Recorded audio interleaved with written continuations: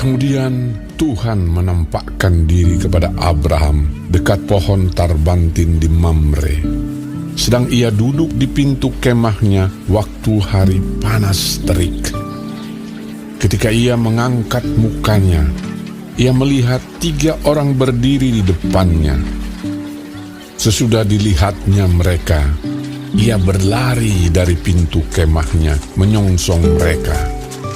Lalu sujudlah ia sampai ke tanah, serta berkata, Tuanku, jika aku telah mendapat kasih Tuanku, janganlah kiranya lampaui hamba-Mu ini. Biarlah diambil air sedikit, basuhlah kakimu, dan duduklah beristirahat di bawah pohon ini. Biarlah ku ambil sepotong roti, supaya Tuhan segar kembali. Kemudian bolehlah Tuhan meneruskan perjalanannya, sebab Tuhan telah datang ke tempat hamba-Mu ini. Jawab mereka, perbuatlah seperti yang kau katakan itu. Lalu Abraham segera pergi ke kemah mendapatkan Sarah, serta berkata, segeralah ambil 3 sukat tepung yang terbaik, remaslah itu dan buatlah roti bundar. Lalu berlarilah Abraham kepada lembu sapinya. Ia mengambil seekor anak lembu yang empuk dan baik dagingnya, dan memberikannya kepada seorang bujangnya. Lalu orang ini segera mengolahnya. Kemudian diambilnya dadih dan susu serta anak lembu yang telah diolah itu, lalu dihidangkannya di depan orang-orang itu. Dan ia berdiri di dekat mereka di bawah pohon itu, sedang mereka makan. Lalu kata mereka kepadanya, Di manakah Sarah, istrimu? Jawabnya, di sana, di dalam kemah. Dan firman-Nya, Sesungguhnya aku akan kembali tahun depan mendapatkan engkau. Pada waktu itulah Sarah, istrimu, akan mempunyai seorang anak laki-laki. Dan Sarah mendengarkan pada pintu kemah yang di belakangnya. Adapun Abraham dan Sarah telah tua dan lanjut umurnya, dan Sarah telah mati haid.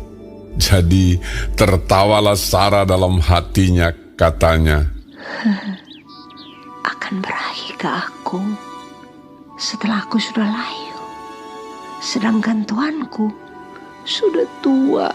Lalu berfirmanlah Tuhan kepada Abraham, Mengapakah Sarah tertawa dan berkata, Sungguhkah aku akan melahirkan anak, sedangkan aku telah tua?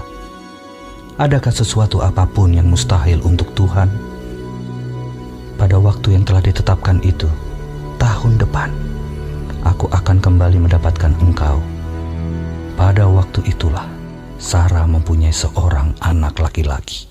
Lalu Sarah menyangkal, katanya, Aku tidak tertawa. sebab ia takut, tetapi Tuhan berfirman, Tidak, memang engkau tertawa.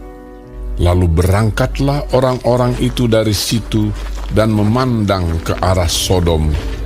Dan Abraham berjalan bersama-sama dengan mereka untuk mengantarkan mereka. Berpikirlah Tuhan, Apakah aku akan menyembunyikan kepada Abraham apa yang hendak kulakukan ini? Bukankah sesungguhnya Abraham akan menjadi bangsa yang besar serta berkuasa, dan oleh dia segala bangsa di atas bumi akan mendapat berkat?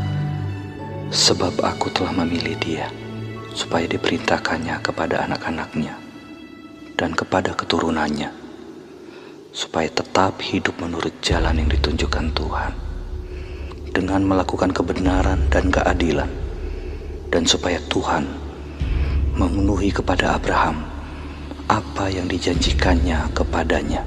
sesudah itu berfirmanlah Tuhan, Sesungguhnya banyak keluh kesah orang tentang Sodom dan Gomora, dan sesungguhnya sangat berat dosanya. Baiklah, aku turun untuk melihat apakah benar-benar mereka telah berkelakuan seperti keluh kesah orang yang telah sampai kepadaku atau tidak.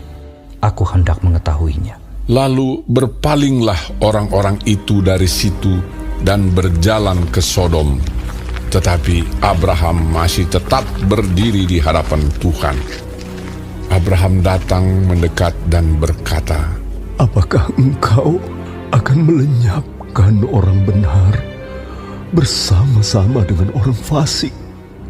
Bagaimana sekiranya ada 50 orang benar dalam kota itu? Apakah engkau akan melenyapkan tempat itu? Dan tidakkah engkau mengampuninya karena ke-50 orang benar yang ada di dalamnya itu? Jauhlah kiranya daripadamu untuk berbuat demikian, membunuh orang benar bersama-sama dengan orang fasik, sehingga orang benar itu seolah-olah sama dengan orang fasik. Jauhlah kiranya yang demikian daripadamu. Masakan hakim segenap bumi tidak menghukum dengan adil? Tuhan berfirman, Jika kudapati 50 orang benar dalam kota Sodom, aku akan mengampuni seluruh tempat itu karena mereka. Abraham menyahut, Sesungguhnya aku telah memberanikan diri berkata kepada Tuhan, walaupun aku debu dan abu, sekiranya kurang 5 orang dari ke-50 orang benar itu, apakah engkau akan memusnahkan seluruh kota itu karena yang 5 itu? firman-Nya, Aku tidak memusnahkannya jika kudapati 45 di sana. Lagi Abraham melanjutkan perkataannya kepadanya, Sekiranya 40 didapati di sana, firman-Nya, Aku tidak akan berbuat demikian karena yang 40 itu. katanya, janganlah kiranya Tuhan murka kalau aku berkata sekali lagi, sekiranya 30 didapati di sana. firman-Nya, Aku tidak akan berbuat demikian jika kudapati 30 di sana. katanya, Sesungguhnya aku telah memberanikan diri berkata kepada Tuhan, sekiranya 20 didapati di sana. firman-Nya, Aku tidak akan memusnahkannya karena yang 20 itu. katanya, Janganlah kiranya Tuhan murka kalau aku berkata lagi sekali ini saja, sekiranya 10 didapati di sana. firman-Nya, Aku tidak akan memusnahkannya karena yang 10 itu. Lalu pergilah Tuhan setelah ia selesai berfirman kepada Abraham, dan kembalilah Abraham ke tempat tinggalnya.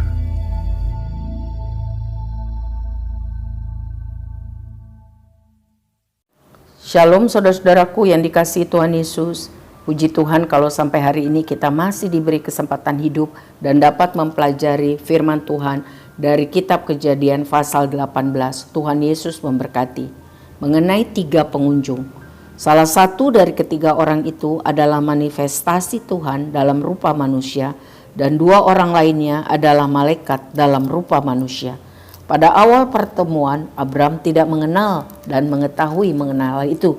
Tetapi dari kisah selanjutnya, kita tahu bahwa Abraham akhirnya mengenal bahwa itu adalah Tuhan dan malaikat-malaikatnya. Ayat 14 tercatat, adakah sesuatu apapun yang mustahil untuk Tuhan? Saudaraku, Tuhan ingin agar kita sungguh-sungguh mengerti bahwa Tuhan sangat berkuasa untuk melakukan apa saja yang telah dijanjikannya. Di dalam Matius 19 ayat 26, Tuhan Yesus menekankan kebenaran ini ketika ia mengatakan bagi Allah segala sesuatu mungkin, atau tidak ada yang mustahil bagi Allah. Haleluya. Lihatlah di ayat 19, diperintahkannya kepada anak-anaknya tetap hidup menurut jalan yang ditunjukkan Tuhan.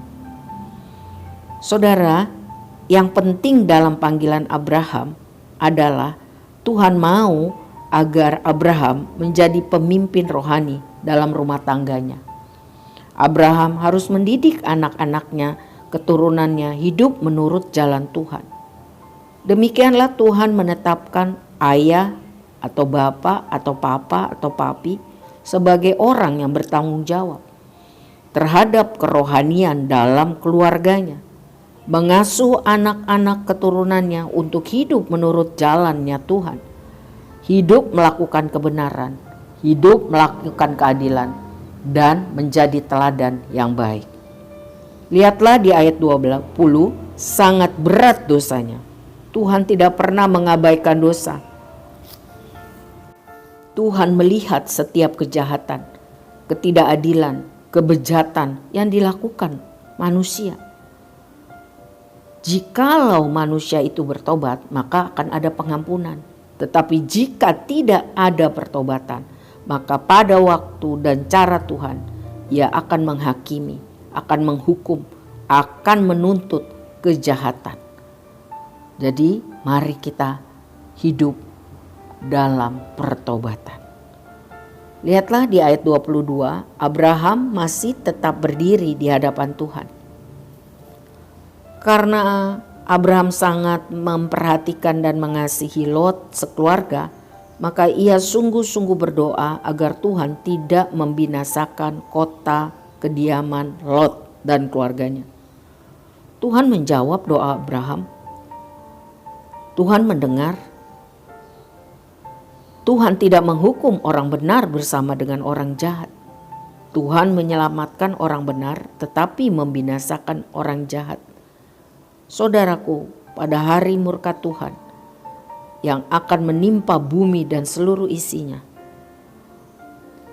akan juga terjadi bahwa Tuhan meloloskan orang benar dan membinasakan orang-orang fasik.